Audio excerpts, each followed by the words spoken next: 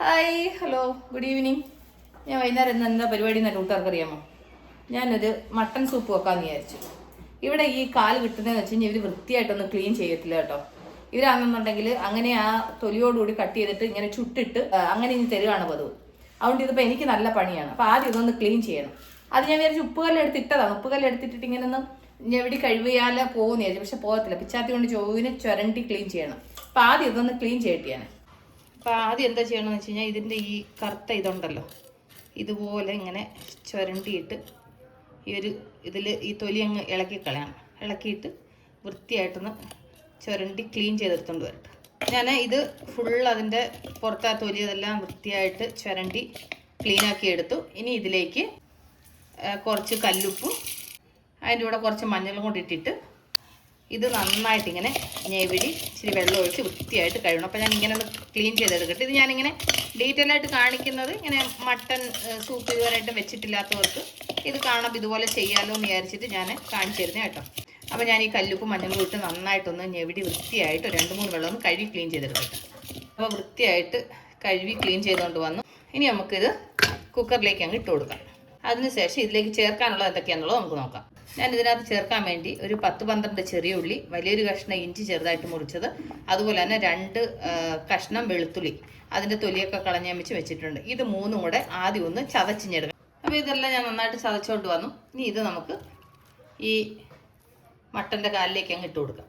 ഇനി ഇതിലേക്ക് ചേർക്കാനുള്ള മസാലകൾ എന്തൊക്കെയാണെന്നുള്ളത് നമുക്ക് നോക്കാം.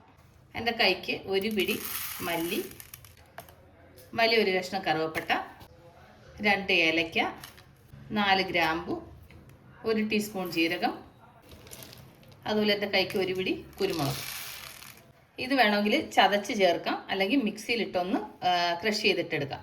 അപ്പോൾ ഞാൻ മിക്സിയിലിട്ട് ചെറുതായിട്ടൊന്ന് ക്രഷ് ചെയ്തിട്ടെടുക്കട്ടെ. അപ്പോൾ അത് നന്നായിട്ട് ഒന്ന് ചതച്ചെടുത്തിട്ടുണ്ട്. അതും കൂടി ഇതിൻ്റെ കൂട്ടത്തിലങ്ങ് ഇട്ട് കൊടുക്കുന്നുണ്ട്. എന്നിട്ട് ഇതിലേക്ക് 1/2 ടീസ്പൂൺ മഞ്ഞൾപ്പൊടി, 1 ബിരിയാണിയുടെ ഇല, എന്നിട്ട് ഇതിലേക്ക് വെള്ളം ഒഴിച്ചു കൊടുക്കുന്നുണ്ട്. എന്നിട്ട് ഇതിലേക്ക് കുറച്ച് കല്ലുപ്പൊടി ഇട്ട് കൊടുക്കുന്നുണ്ട്. നമുക്ക് നന്നായിട്ടൊന്ന് മിക്സ് ചെയ്തിട്ട് ഇതിലേക്ക് 3 മീഡിയം തക്കാളി അതും കൂടെ അരിഞ്ഞ് അതിൻ്റെ കൂട്ടത്തിൽ ഇടുന്നുണ്ട്. എന്നിട്ട് കുറച്ച് കറിവേപ്പില, മല്ലിയില എൻ്റെ അടുത്തില്ല, മല്ലിയില ഉണ്ടെങ്കിൽ കൂട്ടുകാർക്ക് മല്ലിയില ചേർക്കാം. ഇനി ഇത് അടച്ച് വെച്ചിട്ട് ഇതിന് നമുക്ക് അടപ്പേ വെച്ച് ഞാൻ ഹൈ ഫ്ലെയിമിൽ ഒരു 3 വിസിൽ അടുപ്പിച്ചതിന് ശേഷം ലോ ഫ്ലെയിമിൽ ഒരു 7-10 വിസിൽ അടുപ്പിക്കും കേട്ടോ. അപ്പോൾ ഇത് വിടുന്ന ഒന്ന് വേവട്ടെ. എന്തായാലും ഒരു മണിക്കൂറോളം സമയം പിടിക്കും അതൊന്ന് റെഡി ആവുന്നതിന്. അപ്പോൾ എന്തായാലും ഒരു 7 മണിയോളം ആവും ഇതൊന്ന് റെഡിയായി വരണമെങ്കിൽ. അപ്പോൾ ഞാൻ വിചാരിച്ചു ഇച്ചിരി സൂപ്പൊക്കെ കുടിച്ച് ഒന്ന് പിന്നെ നമ്മുടെ എല്ലിനെയൊക്കെ ഒന്ന് സ്ട്രോങ് ആക്കാമെന്ന് വിചാരിച്ചു. സത്യം പറഞ്ഞാൽ അതൊന്നുമല്ല, ആക്ച്വലി എനിക്ക് നന്നായിട്ട് മുട്ടുവേദന എനിക്ക് നന്നായിട്ടുണ്ടായിരുന്നു. പക്ഷേങ്കിൽ ഇപ്പം കുറേ ബെറ്ററായി. അപ്പോൾ ഞാൻ വിചാരിച്ചു എന്നാൽ ശരി, ഈ മുട്ടുവേദനയൊക്കെ വരുന്നല്ലോ, ഇപ്പം പ്രായമായിക്കൊണ്ടിരിക്കുമല്ലേ, അപ്പോൾ ഇടയ്ക്കൊക്കെ ഇച്ചിരി ആട്ടുസൂപ്പൊക്കെ വെച്ച് കുടിക്കാമെന്ന് വിചാരിച്ചിട്ടാണ് അച്ഛയോട് പറഞ്ഞിട്ട് അങ്ങനെ ഞാൻ ആട്ടുകാൽ മേടിച്ചുകൊണ്ട് വന്നിട്ട് ഇന്നിപ്പോൾ സൂപ്പാക്കാൻ വെച്ചേക്കുന്നത്. സത്യം പറഞ്ഞു കഴിഞ്ഞാൽ നല്ല പണിയാണ്. കാരണം അത് ക്ലീൻ ചെയ്യലും വൃത്തിയാക്കി എല്ലാം ചെയ്യലെന്ന് പറയുന്നത് നല്ല ജോലിയാണ്, ഇല്ലെന്നല്ല.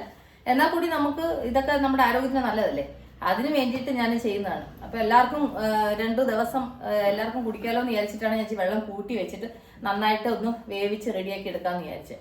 ഇത് ഇവിടെ ഒരു സെറ്റ് ആട്ടുകാലിന് വന്നിട്ട് 400 രൂപ കേട്ടോ. ഓരോ സ്ഥലങ്ങളിൽ ഓരോ റേറ്റ് ആണ്. ഇവിടെ 400 രൂപ ബാംഗ്ലൂരിൽ.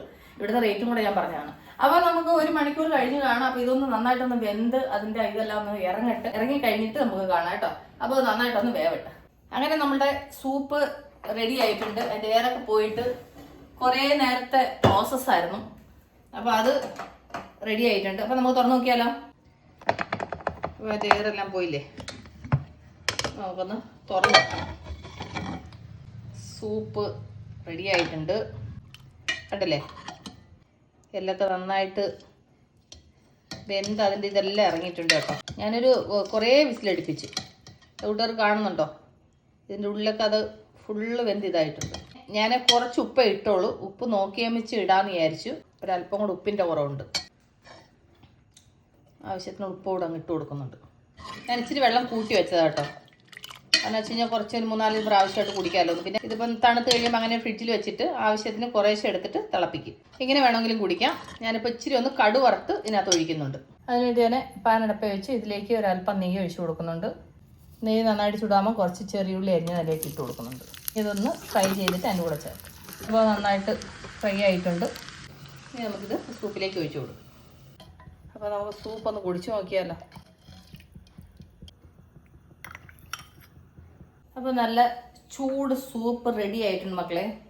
ആ കാലിൻ്റെ ഇത് ഫുള്ള് ഇതിനകത്ത് ഇറങ്ങിയിട്ടുണ്ട് കേട്ടോ. കാരണം ഞാൻ ഒരു 10-12 വിസിലടുപ്പിച്ചു ലോ ഫ്ലെയിമിൽ വെച്ചിട്ട്. കുറേ നേരം, ഒരു 1.5 മണിക്കൂർ ഇത് ചെയ്തതാണ് കുക്കറിനകത്ത് കേട്ടോ.